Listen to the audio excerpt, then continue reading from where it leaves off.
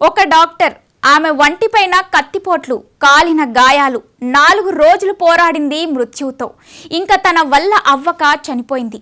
ఆ డాక్టర్ దగ్గర laptop, phone, డాక్యుమెంట్లు ఏమీ లేవని చెప్పిన పోలీసులు అంత కక్ష ఎవరికి?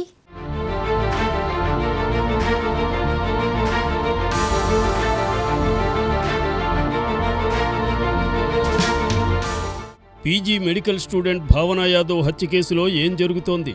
ఆమె శరీరంపై కత్తిపోట్లు, కాలిన గాయాలు ఎందుకున్నాయి? ఆమెను టార్చర్ చేసి చంపిందెవరు? అయిన వాళ్ళ ఎవరైనా ప్రత్యర్థులా అనేది ఇప్పుడు ఆసక్తికరంగా మారింది. దాదాపు 4 రోజుల పాటు మృత్యువుతో పోరాడి మృతి చెందింది. ఇది ముమ్మాటికి హత్యేనని ఆమె కుటుంబ సభ్యుల మాట. అసలేం జరిగింది? రాజస్థాన్కు చెందిన 25 ఏళ్ల గ్రాడ్యుయేట్ డాక్టర్ భావన యాదవ్ హర్యానాలోని హిసారా జిల్లాలో అనుమానాస్పద స్థితిలో మరణించింది. ఆమె శరీరంపై దాడి చేసిన గాయాలు ఉన్నాయి. ఆ తరువాత శరీరం పలుచోట్ల కాలిపోయినట్లు ఉన్నాయి.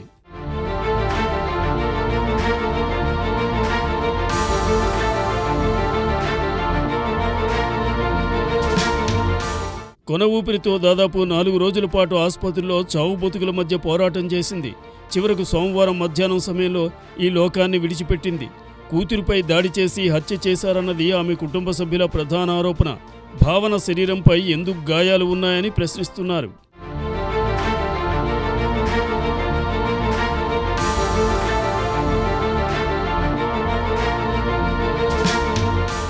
రాజస్థాన్కి చెందిన 25 ఏళ్ల భావన యాదవ్ వైద్య విద్యార్థిని.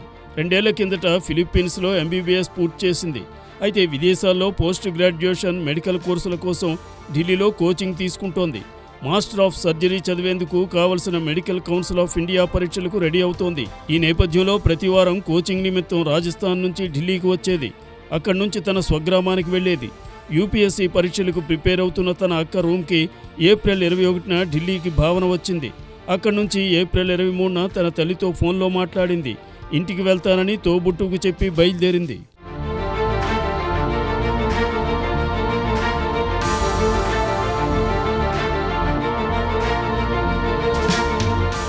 ఏప్రిల్ 24న ఆమె ఇంటికి వెళ్లలేదు. కానీ చావు బతుకుల మధ్య ఆసుపత్రిలో ట్రీట్మెంట్ తీసుకుంటోంది. ఏప్రిల్ 24న ఉదేశ్ యాదవ్ అనే వ్యక్తి భావన తల్లి గాయత్రికి ఫోన్ చేసి అసలు విషయం చెప్పాడు. ఒక్కో కత్తిపోటుకు 2 లక్షలు. వీరయ్య హత్య కేసులో కీలక విషయాల్లో భావన తీవ్రంగా గాయపడిందని, ఎమర్జెన్సీ ట్రీట్మెంట్ నిమిత్తం హిసార్లో సోనీ హాస్పిటల్లో చేరినట్లు తెలిపాడు. ఈ విషయం తెలియగానే రాజస్థాన్ నుంచి తల్లి గాయత్రి సోనీ ఆసుపత్రికి చేరుకుంది.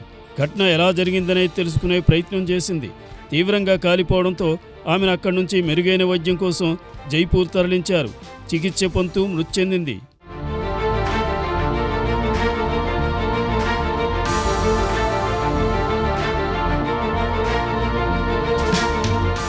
కూతుర్ని గమనించిన కన్నతల్లి శరీరంపై కత్తిపోట్లు ఉన్నట్టు గుర్తించింది. ఆమెను తగులబెట్టిన ఆనవాళ్లు ఉన్నట్లు పోలీసులకు ఫిర్యాదు చేసింది. తన కూతురిది సహజ మరణం కాదని, కావాలనే ఎవరో హత్య చేసేందుకు కుట్ర జరిగిందని అనుమానం వ్యక్తం చేసింది.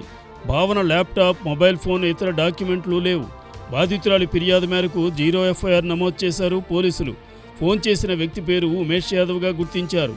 భావన గాయాలకు చికిత్స చేస్తున్నప్పుడు ముఖం, కడుపు, కాళ్ళు కాలిపోయినట్లు గుర్తించారు. ఆమె జుట్టు, వీపు పెద్దగా కాలిపోలేదు. పదునైన ఆయుధాలతో గాయాల గుర్తులు ఆమె కడుపుపై కనిపించాయి. తన కుమార్తెను మొదట పదునైన ఆయుధంతో దాడి చేసి ఆపై నిప్పంటించారని తల్లి గాయత్రి ప్రధానంగా ఆరోపిస్తోంది. భావనను ఆసుపత్రికి తీసుకొచ్చిన ఉమేష్ను విచారిస్తే అసలు విషయాలు బయటకు వస్తాయని అంటున్నారు.